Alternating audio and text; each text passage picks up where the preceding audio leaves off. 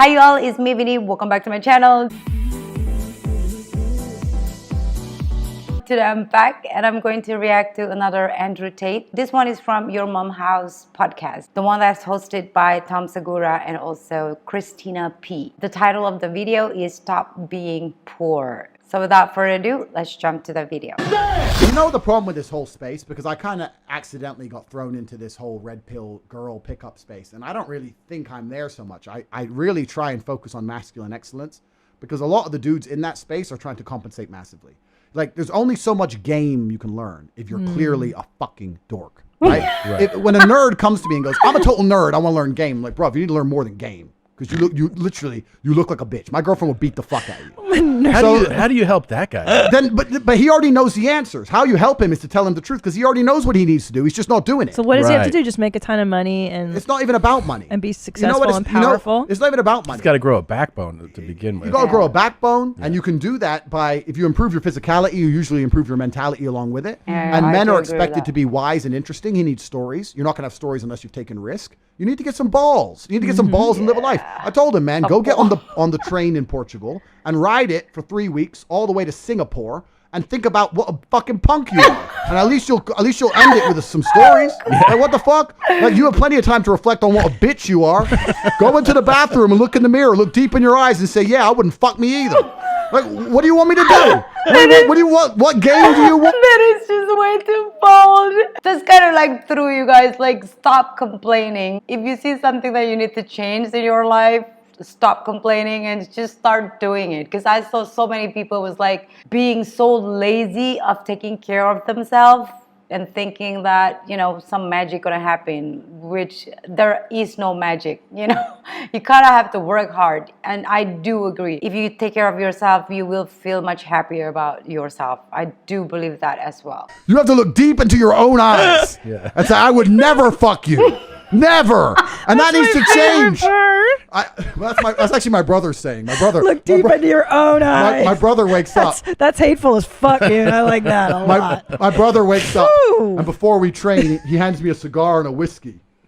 And he goes, oh my God. He gives me this whiskey, and he goes, go to the mirror, look deep into your own eyes, and offer that man a drink. What does that fucking mean? It's really funny. That's fantastic. So, but my point is, a lot of these guys are absolutely and utterly delusional, and masculine excellence is genuinely the mental origin for all these things, right? You have to be very, very realistic of who you are and what you're aiming for. Well, let me tell you, this era does not want masculine excellence. I'm raising 2 little boys right now. And I don't want them fucking weenie-fied, which is a lot of the reason I love Texas. Yeah, because it's hard. It's not easy because every single one of us to some degree is an empty vessel. We're all programmed. Yeah. There's no such thing as escaping the slave mind. You must just, to some degree, understand who is programming you and understand if you really want those characteristics. Most people are repeating opinions, and I'm saying, where did you get that opinion from? They can't remember where they got it from. They don't know who even told them. They don't know why they so fervently believe in it. They're just told, they're programmed. You need to genuinely analyze your brain, defrag every single opinion you strongly have and identify where it came from and if that person has your best interest at heart. And what they're trying to do, especially with young men, is program them, because we're all empty vessels. And what you have to do as an adult, as a parent, is to program your child stronger than all of society. It's not an easy job, because all of society, from the YouTube videos to the TV shows to the school, every single thing is trying to program them in one direction. You have to combat that. And that's not an easy job. And if you just sit there and get lazy about it, you will fucking lose. We're all programmed. All of us are programmed to some degree. So it's a scary thing. That's for this fat fuck. I do believe that nowadays it's even more difficult as a parent to parent your kids compared to like 20 or 30 years ago. You know, you need to have like this standard of how you want to construct your life, you know, like otherwise you're gonna be like dragging here left and right, you know. You need to have like your own principle, I guess. Just choose one path and stick with it. Delusional. Yeah. He's delusional on every level, and you need to hold yourself accountable. The reason I talk about women the way I do is because I hold myself to such a high standard as an individual. I don't make mistakes. I'm a professional. I know exactly how to act and exactly what to do. I do not need a woman to motivate me, to be my mother, to convince me to put the video games down. Please stop smoking weed. achieved. Everything I've done, fantastic. I've done completely and utterly by myself. I did it without you. My life's amazing in every single possible metric. Now I'm going to allow you to join it, and therefore you're going to bend to my reality and my will. That's not me being arrogant and a psycho. That's me just being completely realistic about my achievements as an individual. It's a pretty good case. I'm exhausted. What woman can keep up with you? You're so much energy. That's why I have a few. That's what I was going to say. I don't one is I gotta not take enough. it, I gotta take it easy. Right? Understandable. I'm a nice guy. You're very intense. Yeah, I'm a nice guy. You know, I'm like, listen, you've had your, okay, tomorrow, boom. I spread them out. And that's me being kind. Do you train every day? That's me being kind. That was like, wow. Listening to him is just like breath of fresh air. It doesn't feel like it's a makeup story. It feels like it is him. You know, this is just him. Tomorrow, boom. I spread them out. And that's me being kind. Do you train every day? Every day. And it's just like, this is part of your routine. It's part of my, now I don't fight professionally anymore, but now it's just part of my routine. Just 45 minutes, an hour, whatever in the morning. Yeah. Just to, you know, it's part of my routine. Pilates. What do you do, Stretch? Pilates. Come on. Pilates. Well, I live with my brother and my cousin. Yoga. I live with my brother and my cousin. I try and beat one of them up, but if you spar all the time, you get injuries or whatever. So I'll lift weights, or we'll push the sled around or whatever, or we'll find something to do. But I train every day. Yeah. But yeah, he had a good thing. I think I was going to say, this is Lord Fetsmoker. I think he has one more thing here. I strive for fucking perfection. Oh, Sorry, perfection. he's stealing from You your must be under 120 pounds for starters, period. You were over 120 pounds. You were drunk on top of that. I just suck on my cock a little bit just because I'm a good sport. I am an elite fucking force. Look at this neck. I do not want to get on somebody that's not fucking solid. At least fairly solid. So I like it. I love this guy. Yeah. Unfortunately, he passed away. I don't know. I was about to invite him who out the to hell is Romania. I that? said, let's go pimping. Let's go pimping, dude. Can I have 2 more coffees, please? Oh, he had to fucking ask. Again? That was supposed to be what? Prompted. Yeah. No, but yeah, look, there's a whole bunch of delusion in this space. And it's Yes. not just these guys. There's loads of guys. And I have a load of guys who are credible in the space who like invite me on and stuff. And I sit there, listen to the things they want from a woman. And they don't understand the reality. The reality of the world is that beautiful women have all the choices in the world. If they have all the choices in the world and you're not competitive, how the fuck are you going to pull it off with a bit of game? We also talk about money. I want to make something clear about money. Getting rich is probably the worst thing that can happen to the majority of men. Most men are not ready for money.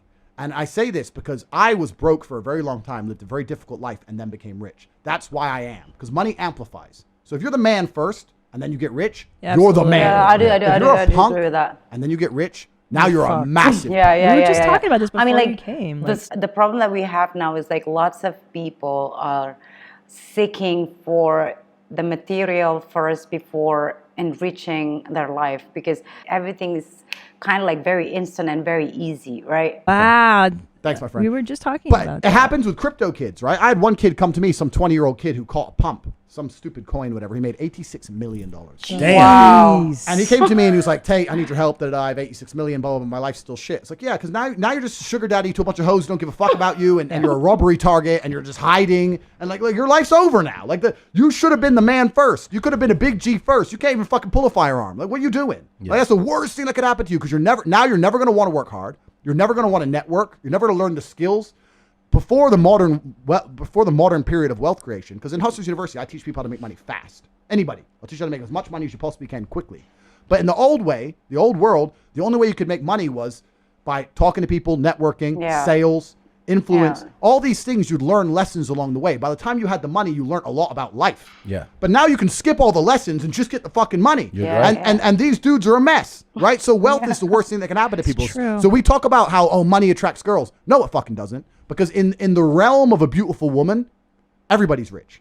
She will only go on dates with a man who has a nice car and pays her dinner. She may not know who's richer than the other, but in her view, men just have money. Right. I talk to beautiful women, like genuine tens. Oh, well, men have money. They don't even consider some men are poor because they've never spoken to one. Yeah. They don't know. Yeah. All men just have money from the Right. sky. Men just have money. That's a great point. It's normal for them, right? Yeah. It's kind of like having arms. Right? It's like, it's not enough to attract her. She just expects it to be there. It's like, oh yeah, you have money. And if you don't have money, she'll be like, what the fuck is wrong with you? Yeah. So if you do. So she has to then choose probably between three. really the guys. They all have money to begin with. So now she's looking actually to the next layer. Completely. So now it's all the other qualities come in. Given is money. So money will qualify you to try. That's it. Yeah. It's not going to attract a woman purely unless you're literally paying her a day rate and she's a hooker. Yeah. So people talk about money attracting women. I know a bunch of dorks with a bunch of money and no pussy. Yeah. Because I was like, because you're still a fucking nerd, G. Yeah. You're still a fucking nerd. What's lacking right now is kind of like the inner part of ourself, you know, our self-sufficient, I guess. That's why when we're having a lot, it doesn't feel that like you are fulfilled. Because I saw lots of rich people. They have everything and still not that happy, you know. I do agree with Tate. If we don't have that self-competence, then everything's going to be a problem. Even being rich is going to be a problem. God, I miss that word. I But like they are saying nerds. I use that word purposely. I miss it. It's intrinsic. It's like back to school. I know. Yeah. You're a nerd. You're fucking nerds, I dude. was a nerd. I am a nerd. I just love the No, way but you you are. say. And money amplifies. I say this all the time. If you see a dude get out of a Lambo, Fucking and, nerd. yeah, fucking nerd. If you see a dude get out of a Lambo and he's a skinny little guy with glasses, you're like, oh, tech dork. Total nerd. If you see a guy get out of a Lambo and he's big, tall, strong, cobra tattoo, big G, you're like, okay, mafia boss. It amplifies. Yes. The Lambo amplifies. It doesn't change. It's who you are. amplifies, And money's guys. the same. Money's an amplifier. Well, because you were this guy before you had a lot of money. I suspect you had your swag before. I miss being poor. I loved it. I loved being broke. I loved going out thinking, I need to find a bitch tonight because I need somewhere to sleep.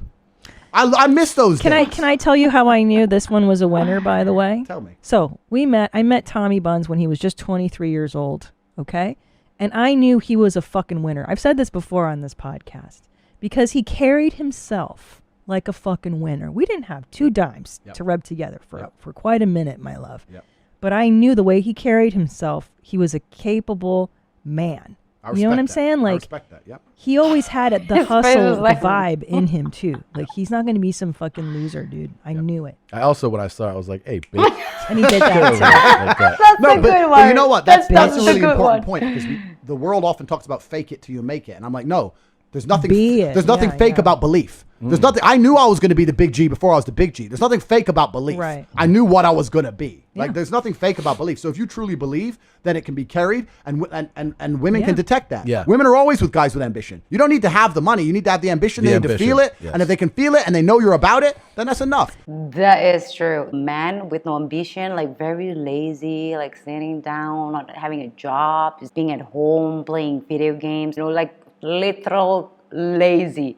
It's like, what I feel about Andrew is like whenever he talks, it's kind of like captivate me. It's like a magnet. You want to really listen what he's saying. Sometimes what he's saying is such a crazy things, but it's still captivating.